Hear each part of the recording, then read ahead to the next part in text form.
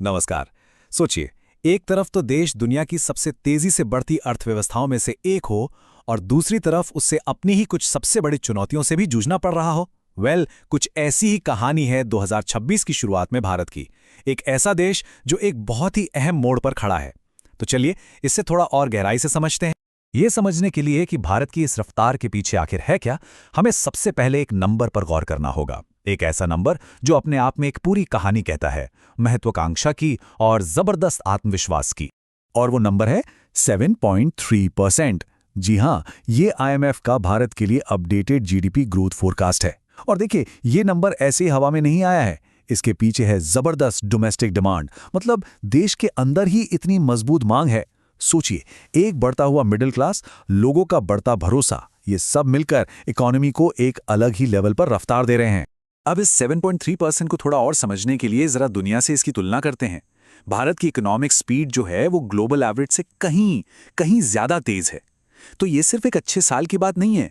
नहीं, ये इस बात का साफ संकेत है कि भारत दुनिया के बड़े इकोनॉमिक इंजनों में अपनी जगह पक्की कर रहा है। और ये जो ग्रोथ है ना, इसका असर सीधे सीधे कॉर्पोरेट सेक्टर में भी दिख रहा है। रिलायंस जैसे बड़े नाम तो जबरदस्त प्रॉफिट कमा ही रहे हैं, लेकिन इससे भी ज्यादा चौंकाने वाली बात पता क्या है? वो है पावर डिस्ट्रीब्यूशन कंपनियों का परफॉर्मेंस। ये वो कंपनियां हैं जो सालों से संघर्ष कर रही थीं। अब अगर वो भी भारी मुनाफा कमा रही हैं, तो आप समझ सकते हैं कि इकोनॉमी का पहिया कितनी तेजी से और कितनी गहराई तक घूम रहा है। ठीक है, तो पैसा तो आ रहा है, इकोनॉमी बढ़ रही है, लेकिन ये तो कहानी का सिर्फ एक पहलू है। असली और सबसे दिलचस्प बात तो ये है कि इस आर्थिक ताकत का इस्तेमाल कैसे हो रहा है, कैसे इसे असल में जमीन पर देश को बनाने वाले प्रोजेक्ट्स में लगाया जा रहा है, और वो भी ऐसे स्केल पर जो शायद पहले कभी नहीं देखा गया।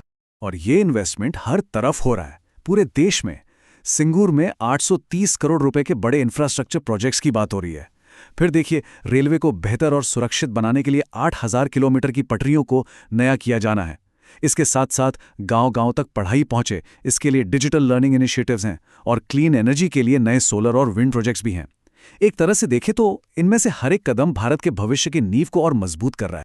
अब जब देश के अंदर इतनी मजबूती है, तो इसका असर बाहर भी तो दिखेगा, और दिख भी रहा है। भारत की फॉरेन पॉलिसी पहले से कहीं ज्यादा मुखर और महत्वाकांक्षी हो गई है, और वो एक साथ कई फ्रंट्स पर काम कर रही है। और यहां भारत की एक डबल स्ट्रैटेजी साफ नजर आती है।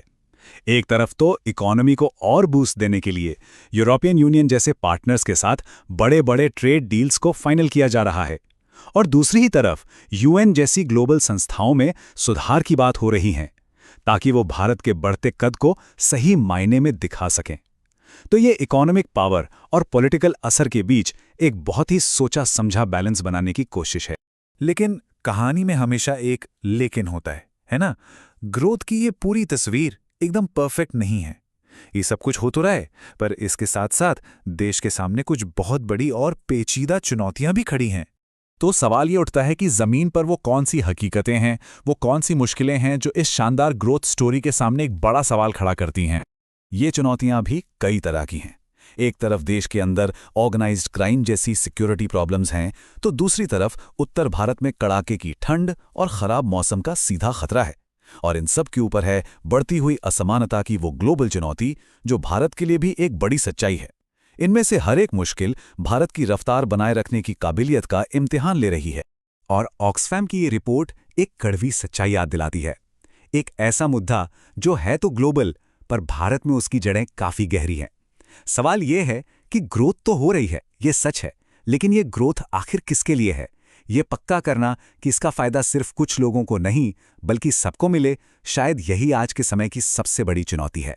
तो एक तरफ हैं ये बड़े बड़े इकोनॉमिक नंबर्स, जियोपॉलिटिक्स की बातें, और दूसरी तरफ है आम जिंदगी जो अपनी ही धुन में चलती रहती है।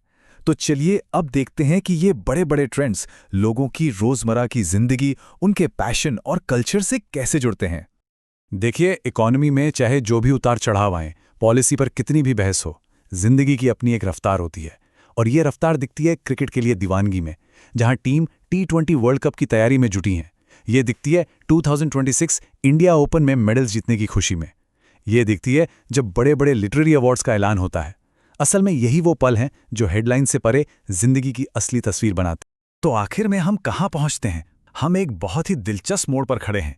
एक तरफ है एक देश जो जबरदस्त इकोनॉमिक पावर और ग्लोबल एम्बिशन के साथ आगे बढ़ रहा है, और दूसरी तरफ है घर की अपनी पेचीदा हकीकतें। तो भारत के लिए असली सवाल ये नहीं है कि वो ग्रो करेगा या नहीं, वो तो हो रहा है। असली सवाल ये है कि वो इस ग्रोथ को मैनेज कैसे करेगा। क्या ये ऐसी ग्रोथ होगी जो सबको साथ लेकर चले, या ऐसी जो बहुतों को पीछे छोड़ दे। भारत जो भी रास्ता चुनेगा वही उसका आने वाला कल तय करेगा।